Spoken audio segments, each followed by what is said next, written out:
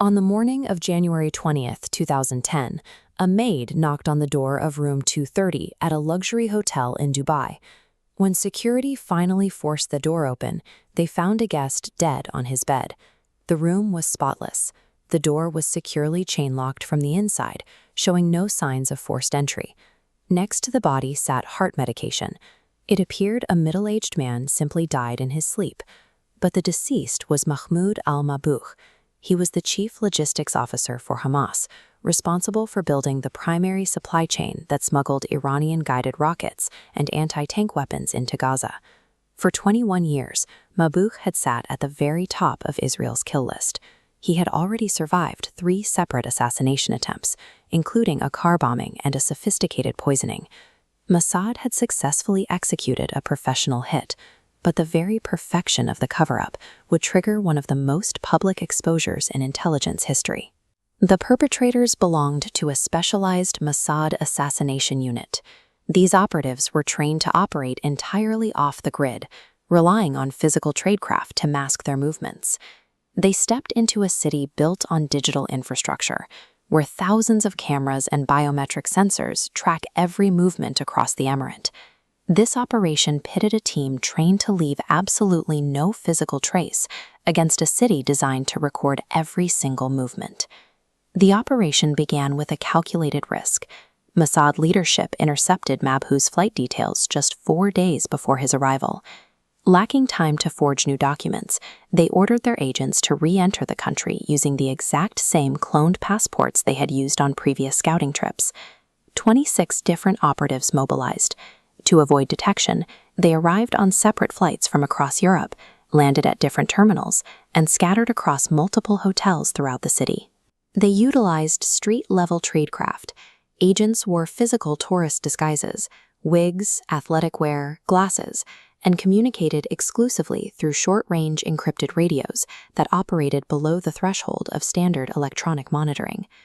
While Mabhouh briefly left his hotel to buy shoes, the strike team approached room 230. A specialist deployed a handheld electronic device to hack and reprogram the VIN card digital lock on the door, allowing the assassins to slip inside and wait in the dark. When Mabhouh returned, the ambush was immediate. The team injected him with a fast-acting paralytic agent that froze his voluntary muscles while keeping him conscious, then suffocated him. The method left zero obvious physical trauma. Working quickly, they folded his clothes, placed the medication on the nightstand, and engaged the interior chain lock. Within hours, the entire hit squad had boarded flights, scattering them across 4 continents. From a tactical standpoint, the operation succeeded. They eliminated the target and extracted the entire team without raising a single alarm. The illusion held until investigators noticed a microscopic discrepancy. The shirt Mabhouh wore on the lobby security cameras was missing from his luggage. It had likely torn during a brief struggle, forcing the killers to pack it out with them. That missing shirt caught the attention of Dubai Police Chief Dahi Khalfan Tamim. Instead of relying solely on physical forensics, like fingerprints or DNA, Tamim ordered a sweep of the city's digital data. Detectives scrubbed hundreds of hours of video until they spotted 2 men in white athletic wear. They were carrying bare tennis rackets through the hotel lobby, but there were no tennis courts nearby, and no cases for the rackets. Tracking high-volume cell phone metadata, investigators traced signals back to a remote command hub in Austria. Cross-referencing these pings with flight manifests and hotel registries exposed the entire squad, plotting 26 nodes connected to the Austrian center. Dubai authorities weaponized this data.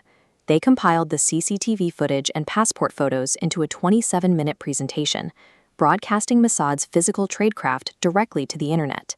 The diplomatic blowback was immediate. Because Mossad had cloned the passports of actual living dual citizens, allied nations, including Britain and Australia, expelled Israeli diplomats in protest, while Interpol issued global arrest warrants. Inside Gaza, trust collapsed. Hamas realized their internal security was compromised, leading to immediate purges and interrogations to find out who had leaked Mabhouh's travel schedule. Yet, the primary strategic goal of the assassination failed.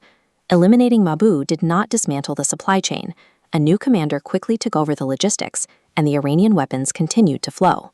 The operation leaves a strange paradox. Mossad neutralized their target in hostile territory, And despite their faces and aliases being broadcast to the world, not a single one of the 26 agents was ever brought to trial. The Dubai operation showed the ceiling of traditional tradecraft. Even if an operative can physically vanish from a hotel room, they cannot erase the digital record they leave behind.